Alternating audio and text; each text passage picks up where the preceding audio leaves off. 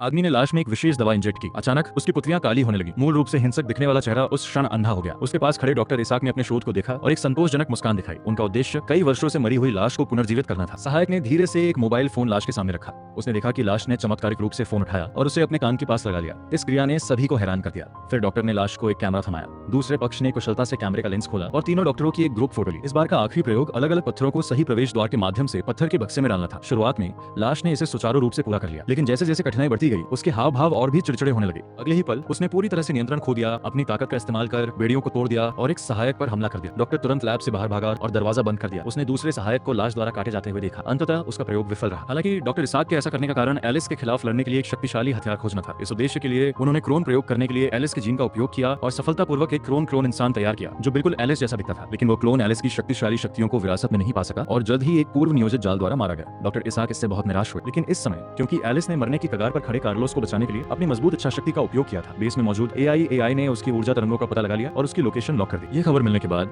Doctor Isaac ने तुरंत अपने अधीनस्थों को आदेश दिया कि वे एलिस के मरने से पहले उसे गिरफ्तार करने के लिए अपने नवीनतम शोध के साथ हेलीकॉप्टर का उपयोग करें। उसी समय एलिस ने कार्लोस और क्लेयर के साथ अलास्का जाने की तैयारी की ताकि छिपने की एकमात्र जगह मिल सके। अप्रत्याशित रूप से जब वे रसद की आपूर्ति के लिए एक शहर में गए तो उन्होंने अपना रास्ता रोकते हुए कंटेनर पाया। एलिस सावधानी से जांच करने के लिए आगे बढ़ी, लेकिन जल्द ही उसका चेहरा डर से पीला पड़ा। तभी कंटेनर का दरवाजा अचानक खुला और तेजी से मरने वाले ज़ोंबी लोगों का एक समूह उन पर टूट पड़ा। हर कोई जवाबी कार्रवाई में गोलियां चलाने लगा, लेकिन इन मृत लोगों की ताकत उनकी कल्पना से कहीं अधिक। जल्द ही आधे से ज्यादा लोग मारे गए। स्थिति तब और खराब हो गई जब घायल एलजे भी बीमार होने लगा। हालांकि कार्लोस आखिरकार उसे मारने में कामयाब रहा, लेकिन उसका हाथ भी वायरस से संक्रमित हो गया। साथ ही एलिस ने अम्ब्रेला कंपनी और अपने बीच के मानसिक संबंध का उपयोग करके पास में ही छिपे डॉक्टर इसाक को ढूंढ लिया। एलिस तेजी से कैंप में दाखिल हुई और पलक झपकते ही सारे गार्ड्स को खत्म कर दिया, लेकिन हालात ठीक नहीं थे। डॉक्टर इसाक विमान से भागने ही वाले थे कि उन्हें उनकी अपनी ही एक लाश ने काट लिया। उस समय उन्होंने दर्द की परवाह नहीं की और विमान लेकर वहां से भाग निकले। उड़ान के शेड्यूल के अनुसार एलिस ने अम्ब्रेला कंपनी की भूमिगत प्रयोगशाला बेस को सफलतापूर्वक ढूंढ लिया। ये एलिस के लिए सबसे दुखद समय था। उसका सबसे अच्छा दोस्त कार्लोस संक्रमित हो चुका था। कार्लोस ने एलिस और क्लेयर को इस रेगिस्तान से बचाने के लिए उनके लिए रास्ता बनाने का फैसला किया। उसने बची हुई गोलियों और विस्फोटकों को एक साथ बांधा और लाशों की भीड़ में ट्रक घुसा दिया। जब ट्रक पलट गया और लाशों ने उसे घेर लिया तो कार्लोस ने डायनामाइट जला दिया। एक जोरदार विस्फोट के साथ लाशों के चिथड़े उड़ गए। एलिस और बाकी लोग दुखी थे, लेकिन वे प्रयोग बेस में घुस गए।